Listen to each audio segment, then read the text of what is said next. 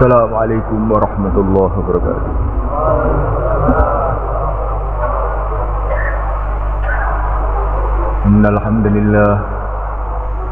Innal hamdalillah nasta'inuhu wa nastaghfiruhu wa nu'minu bihi wa natawakkalu alayhi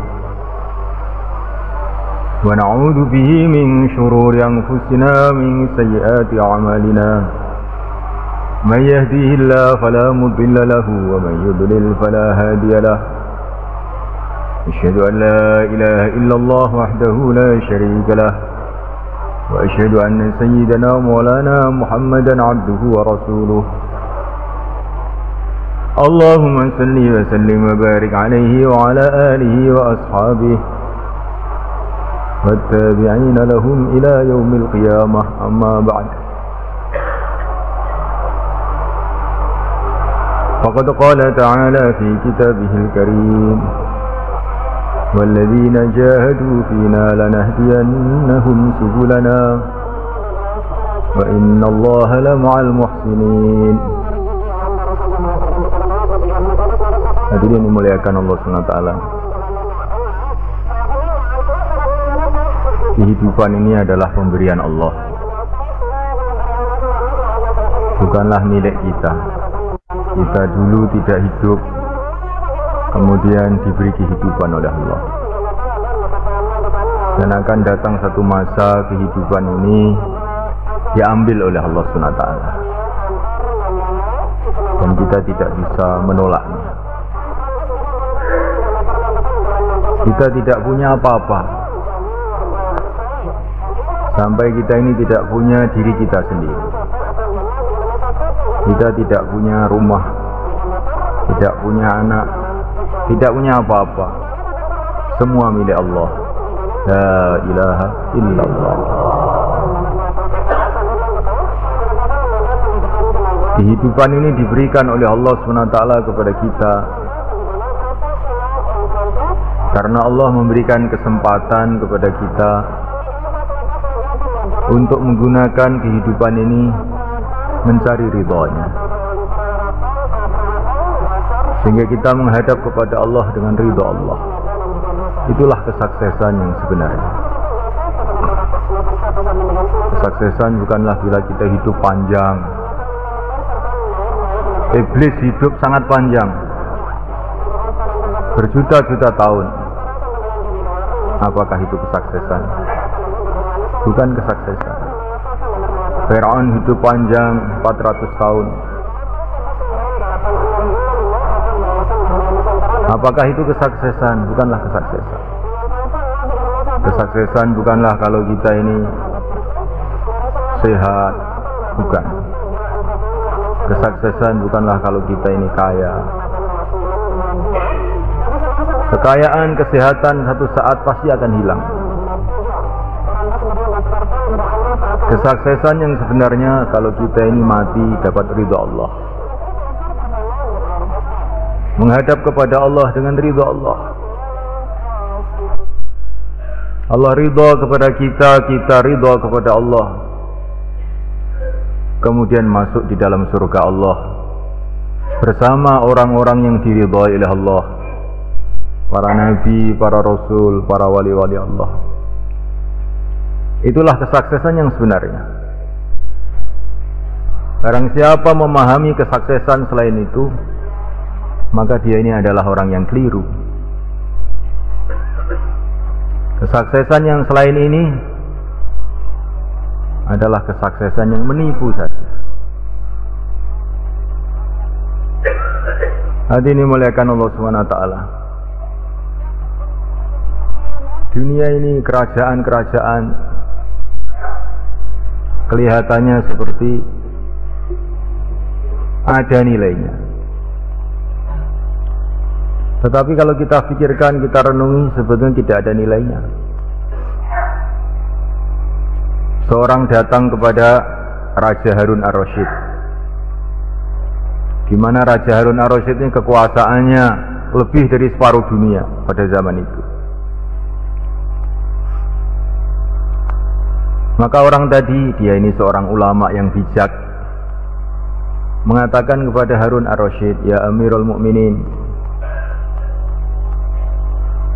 Seumpama tuan ini dalam satu perjalanan, di tengah-tengah padang pasir, perbekalan tuan semua hilang,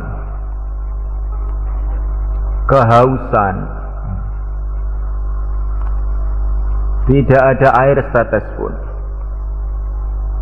Tiba-tiba datang seorang kepada tuan membawa air 1 gelas. Saya akan berikan air 1 gelas ini kepada tuan pakai syarat separuh kerajaan tuan harus diberikan kepada saya. Mau apa enggak tuan? Tentu mau, kata Harun ar-Rasyid. Kenapa? Nah kalau saya tidak mau ya malah mati, malah habis kerajaan saya.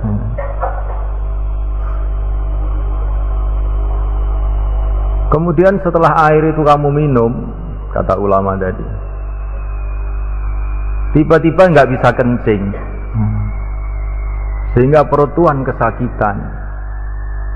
Datang seorang tabib, mau saya obati tuan,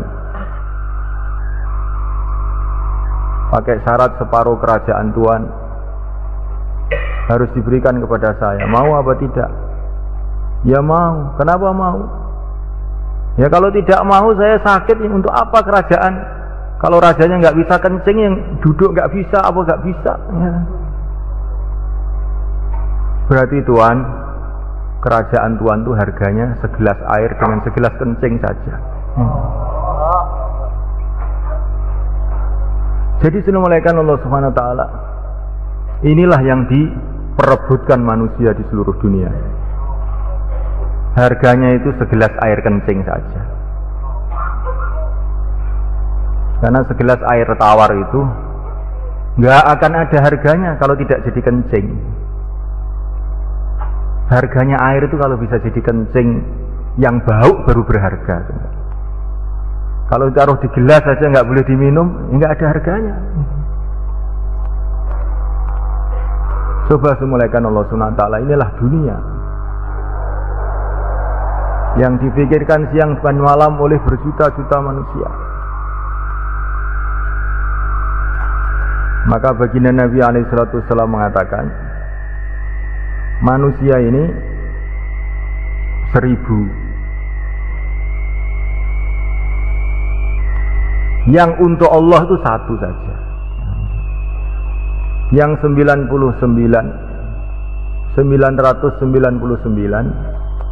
hidupnya itu untuk manusia dan untuk setan. Yang hidupnya untuk Allah itu 1 saja. Yang 999 untuk manusia dan untuk setan.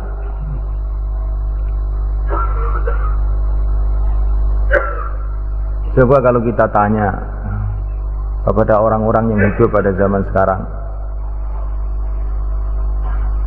kenapa kamu anaknya disekolahkan? Apa kalau sekolah itu mesti jadi kaya? Ya tidak. Apa kalau sekolah mesti nasibnya baik? Ya tidak. Kalau ke sekolah itu mesti jadi presiden? Ya tidak. Nah kenapa anak kamu sekolahkan semua? Lah nggih dos pundi nggih usume ngoten niku. Nek mboten sekolah nggih mengki mboten patut. Mboten patut. Jadi hidupnya itu bertahun-tahun itu hanya untuk mengikuti lingkungannya saja. Untuk mengikuti manusia sekitarnya saja. Dan untuk setan yang hanya 1 orang saja yang hidup itu untuk Allah. Ini kata Nabi. Nah kenapa begitu? Karena keyakinan yang keliru. Keyakinan yang keliru.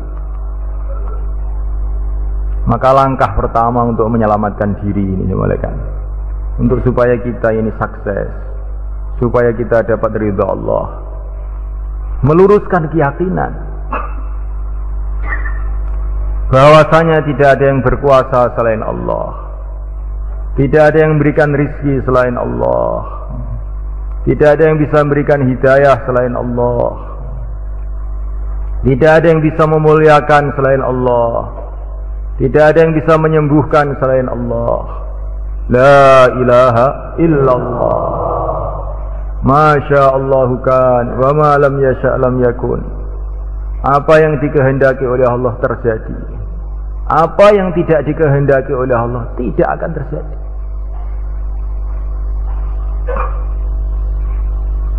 Ya gulam, kata Nabi, hai anak muda, kalau seluruh makhluk berkumpul menjadi satu, kalau seluruh makhluk berkumpul menjadi satu untuk mendatangkan bahaya kepada kamu, mereka tidak bisa, kecuali dengan perkara yang telah ditakdirkan oleh Allah untuk kamu. Kalau seluruh makhluk, manusia, jin, malaikat, orang Islam, orang kafir, pemerintahan, rakyatnya, seluruh makhluk berkumpul menjadi satu untuk mendatangkan manfaat kepada kamu, tidak bisa, kecuali dengan perkara yang telah ditakdir oleh Allah, ditentukan oleh Allah untuk kamu. Nah, kalau orang keyakinannya ini seperti ini, akhirnya hidupnya untuk Allah. Inna salati wa nusuki wa mahyayati lillahi rabbil alamin. Salatku, ibadahku, seluruh hidupku, matiku hanya untuk Allah. Karena yang selain Allah nggak bisa buat apa-apa. Kalau dia berpakaian karena Allah, kalau dia belajar karena Allah, kalau dia marah karena Allah, kalau dia suka karena Allah, kalau dia bertindak karena Allah, kalau dia tidak bertindak karena Allah, karena sudah punya keyakinan bahwa segala sesuatu itu di tangan Allah. Maka hidup yang bukan untuk Allah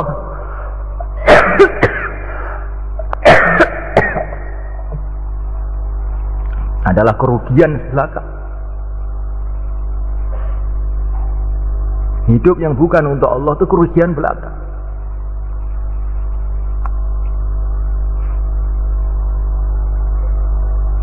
Ini yang pertama kali.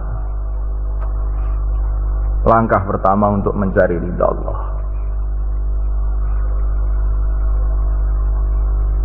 Sehingga tertanam dalam hati kita bahwasanya urusan kita ini hakikatnya dengan Allah saja. Masalah saya ini bukan dengan istri, bukan. Masalah saya itu dengan yang menciptakan istri, yang memegang hatinya istri saya, yaitu Allah SWT. Masalah saya ini bukan dengan takmir masjid.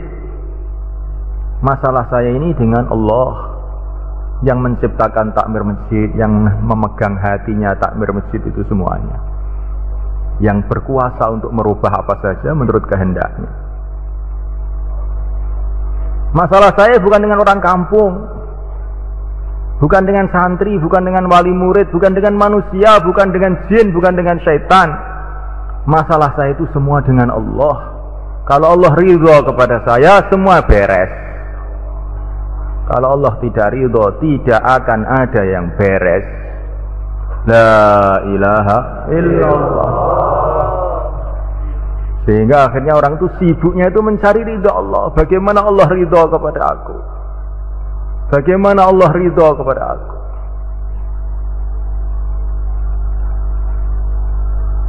Nah, supaya Allah ridho kepada kita ini pertama kali harus memperbaiki kehidupan. Kehidupan itu ada kehidupan yang sudah lewat, ada kehidupan yang akan datang, entah masih berapa tahun, mungkin tinggal berapa bulan, mungkin juga tinggal berapa jam, kita tidak tahu. Kehidupan yang telah lewat kita perbaiki dengan tobat. Ya ayyuhalladzina amanu tubu ilallahi taubatan nasuha. Ini perintah oleh Allah SWT kepada seluruh orang beriman, suruh taubat.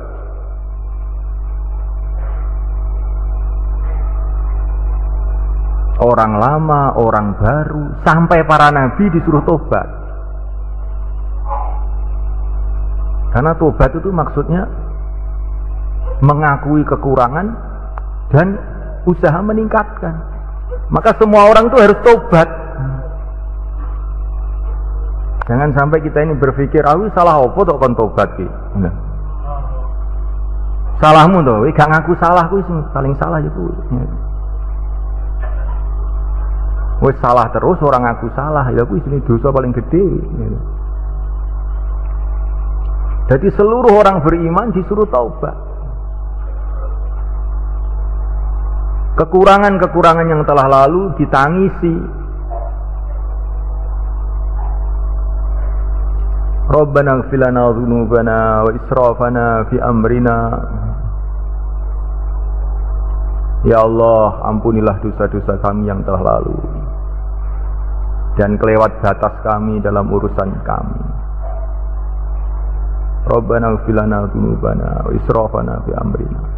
Wa tsabbit aqdamana, dan kokohkanlah kaki-kaki kami menghadapi musuh-musuh kami orang-orang kafir.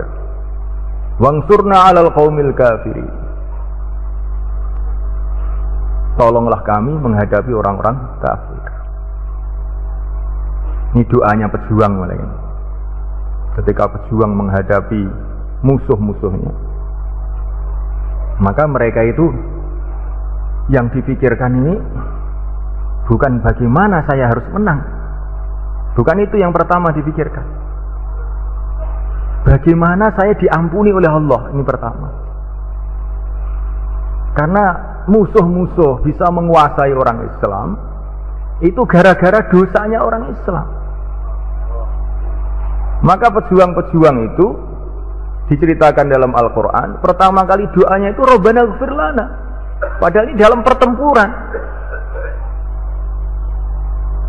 Ampunilah dosa-dosa kami dan kelewat batas kami dalam urusan-urusan kami. Baru minta kemenangan.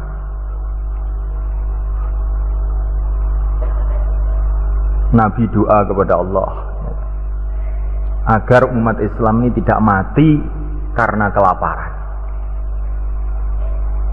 Maka diterima oleh Allah. Nah, kita lihat negeri-negeri Islam seluruh dunia, semua cukup makan. Kemudian yang kedua, beliau doa agar umat Islam ini tidak bisa dihancurkan oleh orang-orang kafir. Diterima. Jadi umat Islam itu sudah dijamin nggak akan bisa dihancurkan orang kafir.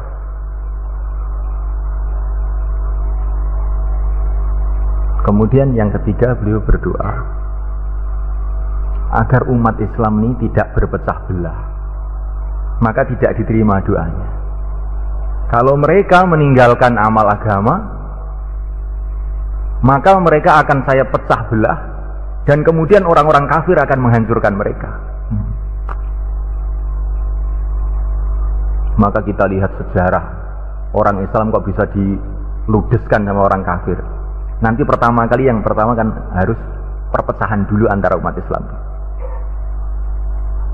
Nanti kalau sudah umat Islam perpecahan, baru orang kafir datang. Selagi umat Islam itu masih bersatu, orang kafir itu nggak akan bisa datang. Maka usaha orang-orang kafir pertama itu memecah belah umat. Dibikin pecah belah dengan segala macam cara.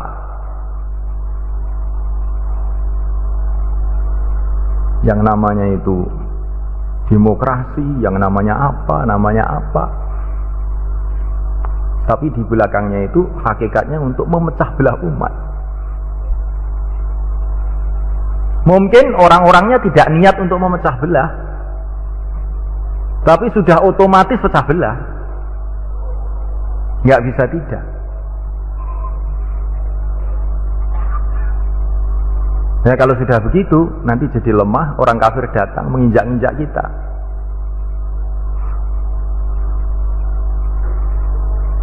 Jadi sudah mulaikan Allah Subhanahu Wa Taala. Maka kita bertaubat kepada Allah Subhanahu Wa Taala. Jangan sampai ada tindakan kita, ucapan kita yang memecah belah umat.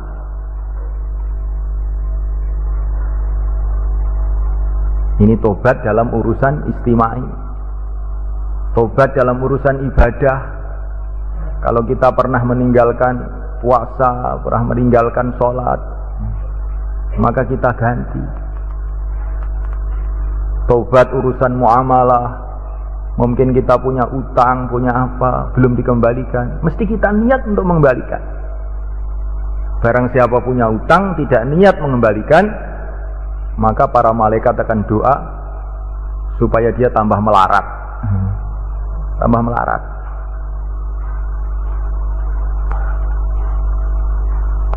Tetapi kalau orang itu punya utang dan dia niat untuk mengembalikan, maka Allah kirim malaikat untuk membantu dia agar dia bisa mengembalikan.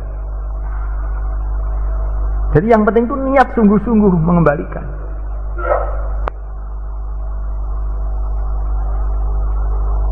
Mulaikan Allah Subhanahu Wa Taala. Taubat urusan akhlak, mungkin kita pernah menyakitkan hati orang dan sebagainya, maka kita minta halalnya. Mumpung masih ada waktu untuk minta halal di dunia ini. Jadi umur kita yang terdahulu kita perbaiki dengan taubat, dan umur kita yang akan datang kita perbaiki dengan taat dan dengan niat. Umur yang akan datang kita perbaiki dengan niat. Kita niat mulai sekarang ini juga bahwa seluruh perintah Allah, yang zahir maupun yang batin, yang kaitan dengan apa saja, kaitan dengan dakwah maupun kaitan dengan ibadah, kaitan dengan muamalah, kaitan dengan akhlak, kaitan dengan apa saja, ya Allah semuanya akan saya kerjakan. Niat seperti itu. Jangan sampai ada perintah Allah apapun yang kita tidak niati untuk diamalkan. Dan niat, ya Allah, seluruh larangan Engkau yang zahir, yang batin, urusan dengan manusia maupun urusan dengan selain manusia, akan saya tinggalkan 100%. Ini kata para ulama, kalau itu tobat itu benar, memperbaiki umur kita yang lalu itu dengan tobat, dan kemudian kita niat mengamalkan seluruh amal agama, seluruh perintah Allah, menjauhi larangan Allah dari lubuk hati. Kok tiba-tiba Israel datang sekarang langsung ke surga sudah. Karena ini sudah langkah benar, ini sudah, walaupun kita belum berbuat apa-apa. Kalau niat benar-benar loh. Karena yang dituntut oleh agama ini, kita ini harus niat secara sempurna. Adapun amalannya ya sekemampuannya. Tapi kalau niat itu bukan sekemampuannya, harus sempurna niatnya. Saya tak amal agama separuh saja, dosa gitu.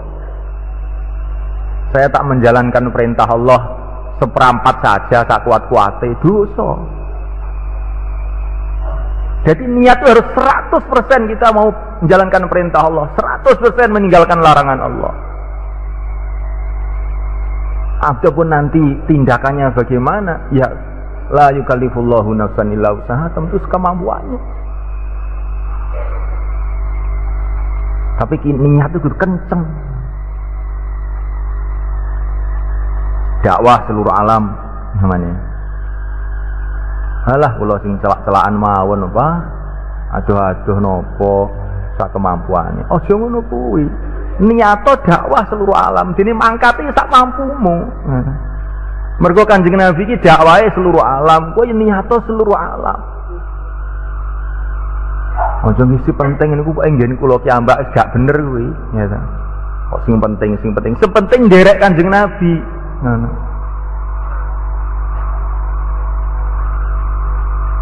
Jadi niat itu harus sempurna.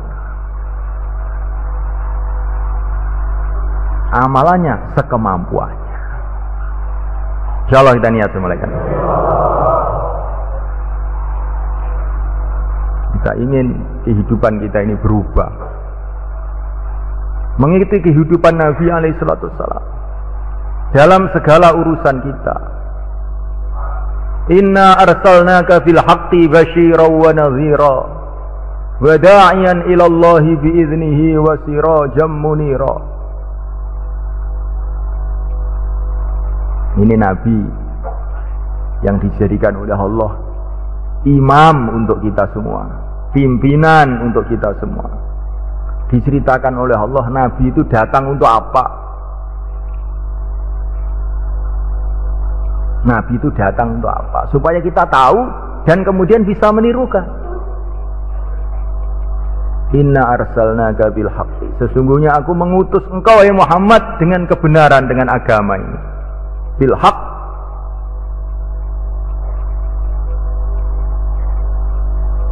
Terus apa? Amalannya Nabi basyira wa nadhira. Memberikan kabar gembira dan memberikan peringatan. Kabar gembira untuk orang-orang yang mengamalkan agama, bahwa orang yang mengamalkan agama akan dapat kesuksesan, kemuliaan, kebahagiaan, dapat ridha Allah. Peringatan bagi orang tidak amal agama, mereka akan mendapatkan kesusahan yang panjang.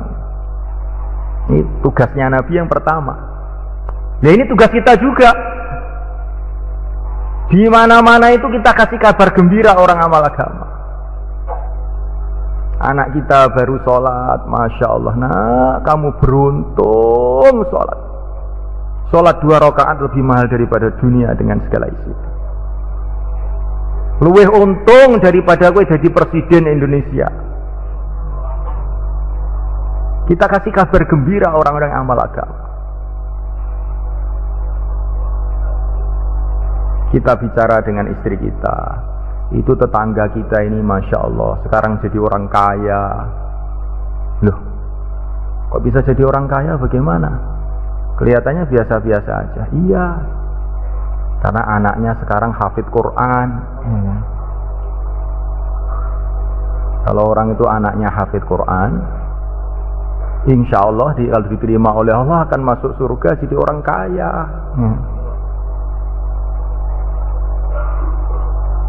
Basyira, kasih kabar gembira orang-orang yang amal agama. Wa nadhira, dan ceritakan kerugian orang yang tidak amal agama. Kerugiannya orang tidak sholat, kerugiannya orang tidak zakat, kerugiannya orang yang makan riba, kerugiannya orang yang mendapatkan uang yang haram. Wah, itu dapat uang banyak. Itu bukan uang, itu api. Itu api. Hakikatnya api. Setelah memberikan kabar gembira, basyira wa nadhira, bukan itu saja, wa da'iyan ilallah, terus mengajak orang kepada agama Allah. Jadi jangan memberi kabar gembira saja, memberikan cerita-cerita bahayanya meninggalkan agama, tapi kemudian tidak ditashkil. Harus diajak, wa da'iyan ilallah biiznihi. Diajak. Ojo diceritani tok tapi gak diajak. Nah, ini kalau ceramah-ceramah ya, cerita agama, pentingnya agama, kemuliaan agama, kemudian tidak ada tashkil, itu namanya basyira wa nadhira, tapi tidak ada wa da'iyan ilallah, itu namanya ya. Itu seperti cerita sego gule, sego sate, tapi sate ini ora ono, gule ini ora ono ya kan. Akhirnya keluhan kabeh ya. keluwen kabeh gitu.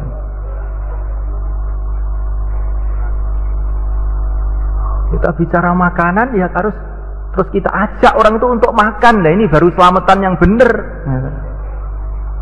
Monggo Pak, tenggen kula dahar tapi makanannya tidak disiapkan. Akhirnya orang kampung itu jadi heran, ini wong ki waras apa ora gitu. Omong panganan jedek mau tapi gak ono sing metu blas gitu. Jadi setelah dikasih kabar gembira, peringatan-peringatan, kemudian wada'iyan ilallah, diajak mereka kepada Allah, diajak mereka mengamalkan agama Allah. Kemudian wasirajam munira, kita sendiri ini harus menjadi seperti lampu yang bercahaya. Jangan ngajak orang saja tapi kita tidak memperbaiki diri kita, tapi kita sendiri juga kita perbaiki diri kita. Inilah tugas Nabi alaihissalam yang harus kita tirukan. Sekarang orang ikut Nabi dalam urusan ibadah, urusan puasa, urusan sholat, urusan haji. Semua sudah paham orang Islam. Kalau haji mesti ke Mekah, mesti bulan Dzulhijjah, mulai ujung dunia sampai ke ujung yang lain semua paham. Tidak ada yang mufak, yang khilafiyat ya. Kalau haji itu mesti ke Mekah. Kecuali zaman dulu 20 tahun yang lalu ada Haji Manis Rejo ya. Karena kalau ke markas Manis Rejo pulang beli kopiah haji, namanya Haji Manis Rejo ya. Ini cuma guyonan saja. Jadi sudah mulaikan Allah Subhanahu wa taala, kalau urusan ibadah semua orang itu mufakat, harus ikut Nabi dalam urusan ibadah. Ulama mana saja mufakat. Tapi urusan perjuangan, urusan dakwah, lah ini ya. Engko dhisik jerene. Engko dhisik. Lah apa bedane? Wong ibadah ya perintah Allah, dakwah ya perintah Allah. Ibadah yang nderek Kanjeng Nabi, ibadah yang nderek Kanjeng Nabi, dakwah yang nderek Kanjeng Nabi, apa bedane? Laqad kana lakum fi Rasulillah uswatun hasanah, itu umum. Bukan ikutilah Nabi dalam urusan ibadah saja, enggak ada dalam Quran. Ikutilah Nabi dalam segala urusan. Ikutilah Nabi dalam segala urusan.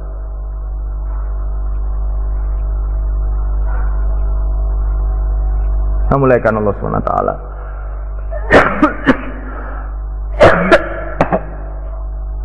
Kemudian Allah SWT bercerita mengenai sifat-sifat Nabi. Diceritakan dalam Al-Quran bukan untuk Nabi saja, tapi untuk kita, supaya kita ini mengikuti beliau. Laqad ja'akum rasulun min anfusikum azizun 'alaihi ma 'anittum. Telah datang kepada kamu seorang rasul dari kalanganmu sendiri, yaitu yang mulia baginda Muhammad SAW. Yang sifatnya Nabi itu azizun 'alaihi ma 'anittum. Beliau ini merasa berat kalau melihat umat dalam kesusahan. Jadi Nabi itu enggak tego, enggak mentolo nek umat iki cilaka. Azizun 'alaihi ma 'anittum. Merasa berat betul kalau melihat umat ini dalam kesusahan. Kesusahan dunia ini, apalagi kesusahan akhirat. Jadi Nabi itu punya rasa sayang kepada umat. Maka umatnya diajak amal agama. Karena amal agama ini pada hakikatnya itu untuk memudahkan kehidupan umat ini. Wa man yattaqillah yaj'al lahu min amrihi yusra. Barang siapa yang takwa kepada Allah, amal agama sungguh-sungguh, Allah akan mudahkan urusannya. Tapi sekarang kita salah paham. Nabi menyuruh kita amal agama dikira itu untuk menyulitkan kita. Sehingga amal neh. Gak kuat aku. Lho piye ta? Wong amal ki ben terus pertolongane Allah kok sehingga uripmu ki gampang ngono kok. Nek memahami amal itu untuk menyulitkan kita.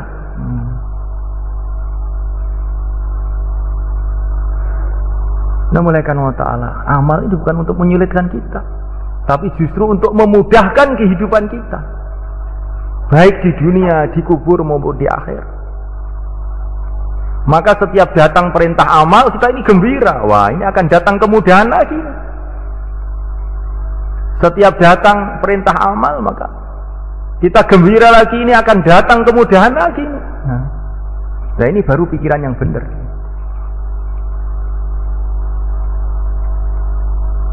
Jadi sifatnya Nabi itu merasa berat kalau melihat umat dalam kesusahan. Harisun alaikum.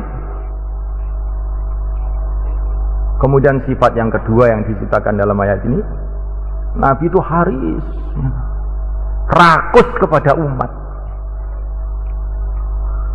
Rakus kepada umat itu maksudnya bagaimana? Pengen umatnya kabeh ning swarga kabeh. Ingin seluruh umatnya dapat ridha Allah. Walaupun beliau tahu memang mesti ada orang fariqun fil jannah wa fariqun fis sa'ir. Sebagian orang akan ke surga, sebagian orang akan ke neraka. Ini sudah keputusan Allah. Nggak akan bisa berubah.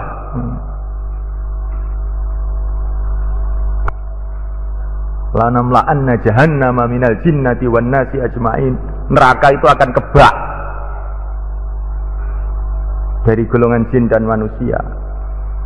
Tetapi sebagai nabi, sebagai rasul, sebagai orang yang sayang kepada umat, beliau ini inginnya itu semua dapat keselamatan, sehingga beliau usaha kepada semua.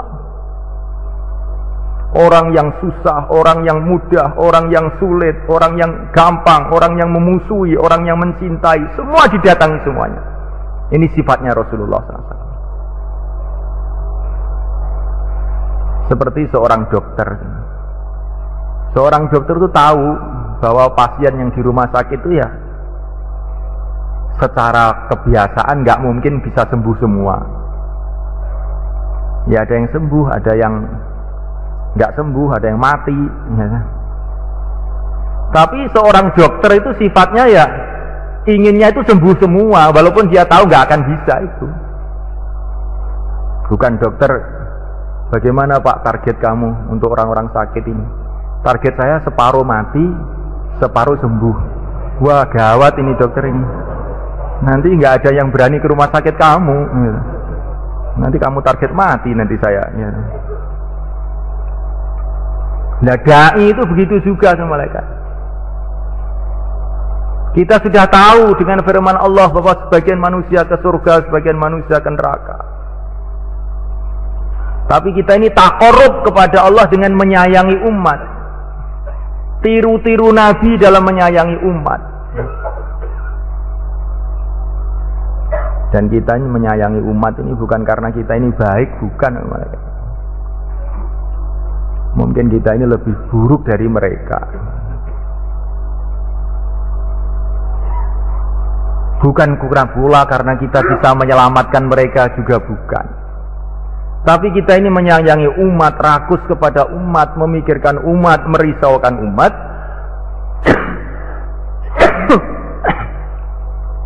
Karena Allah berfirman, Ar-Rahimuna yarhamuhumur Rahman. Orang yang sayang kepada umat disayangi oleh Allah. Jadi kita ini menyayangi umat supaya disayangi oleh Allah. Bukan karena kita lebih baik, bukan karena kita ini bisa menyelamatkan orang juga bukan. Tetapi ini ibadah. Orang yang sayang pada umat disayangi oleh Allah. Harisun alaikum bil mu'minina raufur rahim. Sangat kasih sayang kepada orang-orang beriman. Jadi sun mulaikan Allah SWT. Inilah perbaikan kehidupan. Namanya perbaikan kehidupan itu apa? Kalau kehidupan kita ini sesuai dengan kehidupan Rasulullah SAW. Langkah pertamanya dengan memperbaiki sholat. Nah, orang itu kalau sholatnya dijaga betul-betul, nanti urusan-urusan yang lain itu dimudahkan untuk diperbaiki. Tapi kalau sholatnya nggak dijaga, yang lain semperambut semua. Kemudian senantiasa kita ini juga harus belajar ilmu agama. Sekemampuan kita, dekat dengan para ulama. Untuk apa? Supaya kehidupan kita ini sesuai dengan syariat, dengan aturan yang punya jagat ini. Ini yang halal, ini yang haram, ini yang halal, ini yang haram. Ini dunia ini bukan milik kita. Lah enak haram to, Pak? Lho. Iki biasa karepmu iki. Iki masalah duduk enak atau gak enak. Iki ki donya iki gak ning Gusti Allah, duduk gak ning mbahmu, gitu. Kadang-kadang wong niku diomongin megelne ya, Pak, gitu. Iki makruh, iki haram. Enak eram kok. Nek umpama Gusti Allah niku mboten maha asih welas, wis didelep ning jero lemah wong ngoten niku, gitu. Tapi Allah tuh Maha Rahman, masih memberi kesempatan lagi untuk orang itu berpikir. Tapi kesempatan itu satu saat akan habis, sehingga tidak ada kesempatan lagi ketika Israel datang. Di kesempatan itu akan habis. Perbaiki kehidupan kita dengan belajar ilmu. Belajar ilmu itu bukan untuk supaya kita ini pandai ngomong, bisa ceramah, bukan itu. Belajar ilmu itu supaya kehidupan kita ini sesuai dengan aturan.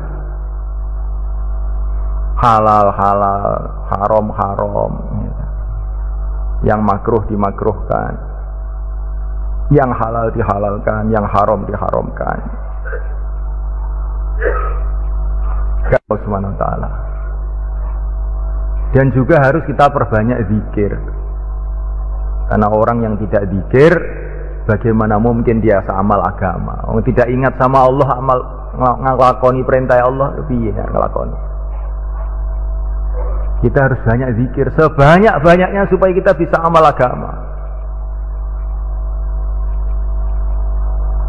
Alladzina yadhkurunallaha qiyaman wa qu'udan wa 'ala junubihim, berdiri dengan ingat pada Allah, duduk ingat pada Allah, berbaring ingat pada Allah. Baru kita nanti bisa amal agama dengan sungguh-sungguh. Dan ini semua harus kita buat semata-mata karena Allah. Bukan zikir itu untuk golek berkat, mboten. Zikir itu supaya timbul kecintaan kepada Allah.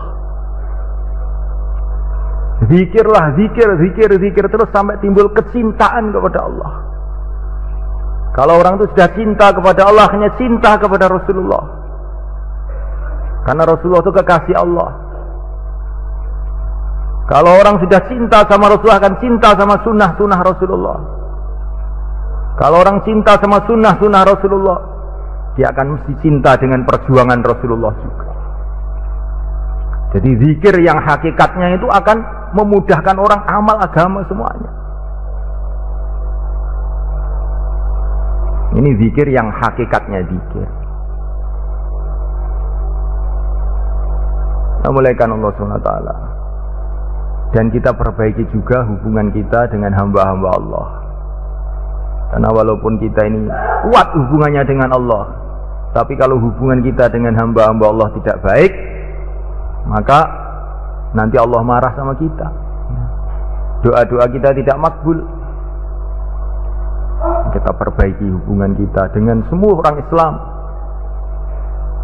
dengan anak kita, dengan istri kita, dengan tetangga kita, teman kita, ahli masjid kita, ahli kampung kita.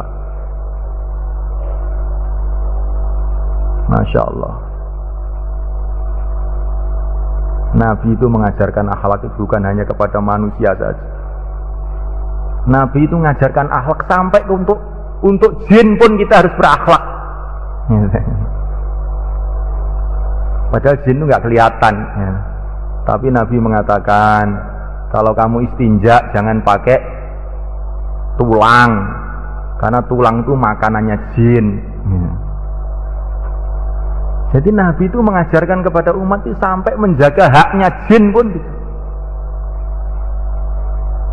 Jangan kencing di lubang-lubang, karena biasanya lubang-lubang itu tempatnya jin. Gitu.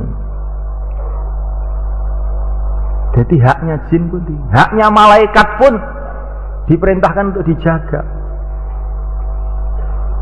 Jangan sampai kamu habis makan tidak dibersihkan mulutnya, tidak siwakan, karena para malaikat itu merasa sangat keberatan kalau kamu membaca Quran kemudian masih ada sisa-sisa makanan di mulut kamu. Maka malaikat itu terasa terganggu betul. Padahal malaikat itu nggak kelihatan, tapi Nabi itu ngajak kepada kita untuk berakhlak kepada para malaikat, berakhlak kepada jin. Apalagi kepada manusia yang ketok moto itu. Nah, kita ini harus lebih lagi berakhlak. Insyaallah malaikat. Nah, malaikat Allah SWT. Dan ini kita buat semata-mata untuk mencari ridha Allah. Nah, tanpa ridha Allah, tanpa niat untuk mencari ridha Allah, semuanya tidak ada gunanya apa-apa. Bahkan jadi malapetaka. Walaupun amal-amal kebaikan, tetapi kalau bukan untuk mencari ridha Allah, maka datang murka Allah pada kita. Termasuk orang yang akan masuk neraka duluan, pejuang yang bukan untuk Allah, dermawan yang bukan untuk Allah, ahli ilmu yang bukan untuk Allah. Jadi amal baik yang tidak ikhlas itu jadinya maksiat malahan. Maka kita harus cek setiap amalan kita ini untuk Allah, untuk Allah. Ya Allah, ini hanya untuk Engkau, ya Allah. Ya Allah, ini hanya untuk Engkau. Ampuni kalau ada yang hal-hal yang mencampurinya, ya Allah. Seperti doa Mukasyah itu. Ya Allah, bila masuk dalam hatiku ini rasa ingin selain ridho-Mu, ya Allah, maka aku bertaubat. Dan mulai saat ini saya masuk Islam lagi, dan aku mengucapkan asyhadu alla ilaha illallah wa asyhadu anna Muhammadar Rasulullah. Kalau dalam amal aku ini ada riyaknya, ya Allah, ada pamer-pamernya, sedangkan aku ini tahu atau tidak tahu, maka saya taubat, ya Allah. Dan sekarang saya masuk Islam lagi, ya Allah. Dan aku mengucapkan asyhadu alla ilaha illallah wa asyhadu anna Muhammadar Rasulullah. Orang itu tobat terus. Tobat terus. Nabi yang orang maksum senantiasa tobat, apalagi kita. Dan sebaik-baiknya tobat dengan kita keluar jalan Allah. Insyaallah malaikat.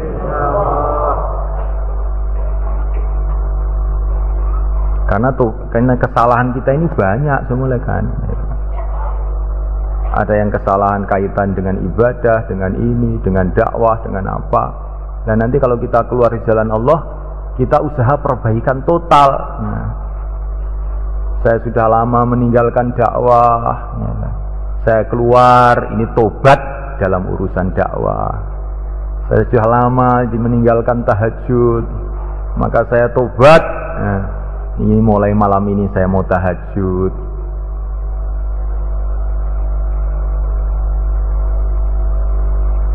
Lu tahajud itu napa wajib kok kon tobat niku. Ini si tanglet ngoten niku. Lah tobat iki pokok perkara wajib tok nggih. Bagi orang Malaikat wa ta'ala yang cita-citanya itu ingin tahajud setiap malam, itu tidak tahajud itu sudah satu kesalahan menurut dia.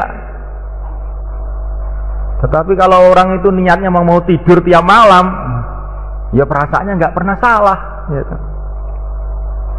Kita ini targetnya itu mau kemana hidup kita ini ya. Nah, Malaikat wa ta'ala, maka kita keluar di jalan Allah. Masya Allah, ini satu keberuntungan besar kerja ya, keluar jalan Allah. Karena innal hasanat yudhibnas sayyiat. Kebaikan-kebaikan akan menghapus keburukan-keburukan. Dan keluar di jalan Allah ini termasuk kebaikan-kebaikan yang besar. Semoga akan menghapus keburukan-keburukan yang besar juga. Insyaallah malaikat. Kalau kita keluar jalan Allah, kemudian tertanam dalam hati fikir betul-betul tertanam dalam hati bagaimana agama hidup di seluruh dunia, bagaimana seluruh manusia mengamalkan agama, bagaimana seluruh masjid hidup amalan-amalan masjid, bagaimana seluruh umat Islam bersatu padu dalam mengamalkan agama. Nah, ini kalau tertanam dalam hati seperti itu semulaikan, ada orang ngamalkan kebaikan di pojok dunia sana, kita dapat bagian pahalanya. Ini keuntungannya dakwah mereka. Tapi kalau orang itu tidak ada pikir dakwah, gelonos ya. Masa bodoh kemaksiatan, masa bodoh kekufuran, masa bodoh kemurtadan. Akhirnya bagaimana? Seluruh kemaksiatan yang ada di dunia, dia dapat bagian dosanya. Iya. Ini kata Imam Ghazali dalam Ihya.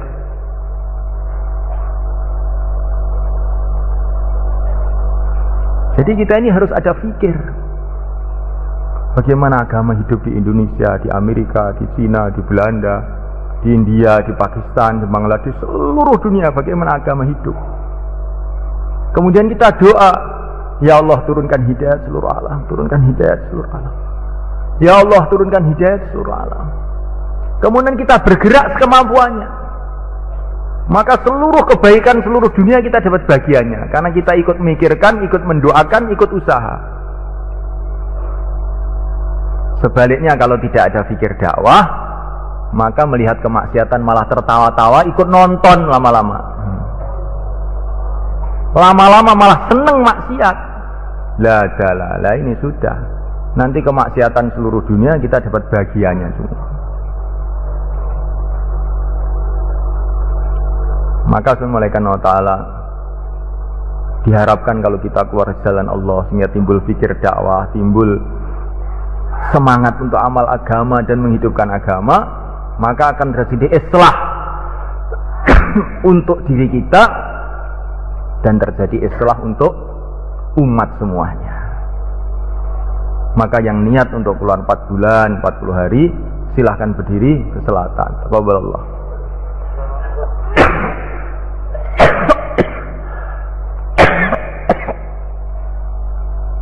Semoga sing berarti medal, kanulan, kondoso dinten, saya jumeneng lah, monggo, jumeneng idul, monggo. Tambah masa, sisa masa, monggo terus, saya. Bismillah, tawakkaltu ala Allah, la haula wala quwwata illa billah. Wong-wong padha mempeng donya. Saniki kita mempeng akhirat, Pak. Monggo. Jajal engko sing untung ndi? Nggih. Wes, wong-wong iki sakniki padha repot dhewe-dhewe. Golek donya niki. Sakniki kita wis rasah ngatekne repot golek akhirat. Engko nek wis teko kono njajal, endi sing untung. Monggo. Taqabbalallah. Jazakumullah. Monggo. Masya Allah, taqabbalallah. Man kelawan gesangi usaha dakwah niki, Pak. Kita mengke pejah diterus nih amal kita kali anak putu kita, kali kanca-kanca kita teko dina kiamat. Jadi nek kita sibuk enten dalam dakwah niki, Akhirnya amal kita juga dina kiamat nih mengke gitu. Monggo. Taqabbalallah, jazakumullah. Masya Allah, taqabbalallah.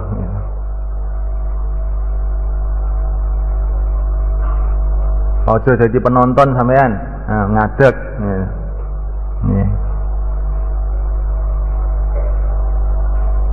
Nek nonton sepak bola niku ya enak.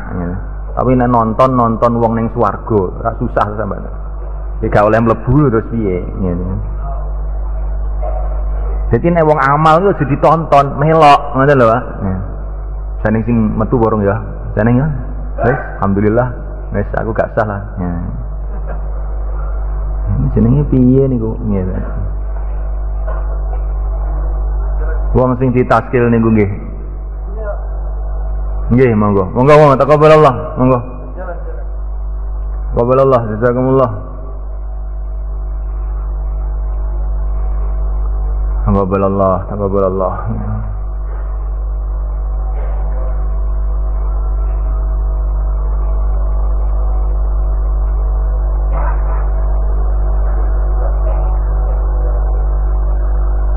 Niki ning wong cerita, ngipi Pak nggih. Ngipi romangsane turu ning anding swarga. Tapi arep mlebu ra iso. Terus dilapurne teng setunggal kiai. Kula niki kok ngipi ngeten niki carane maknane menapa? Oh, kowe iki roh wong ngamal apik tapi gak tau gelem melok. Ya apa ora? Oh, nggih. Gang melok ora lawange nang dibuka.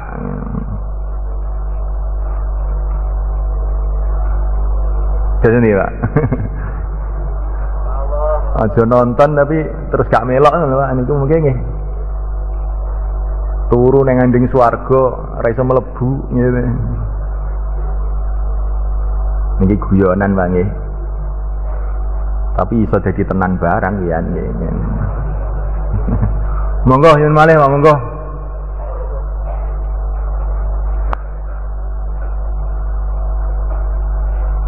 Monggo Pak jumeneng. 4 bulan 40 hari semua yang mau keluar 4 bulan 40 hari tambah masa sisa masa kurang 40 hari berapa hari saja monggo berapa hari saja monggo jumeneng dinten-dinten mawon jumeneng Allah taqabbalallah jazakumullah nggih monggo dinten-dinten mawon monggo jumeneng alhamdulillah. Masya Allah mbak ini nggih. Masya Allah ini Abu Ayyub Al-Ansari nggih. Monggo. Ini sepuh-sepuh nih. Sepuh-sepuh niku dakwah malah mandi, Pak, gitu.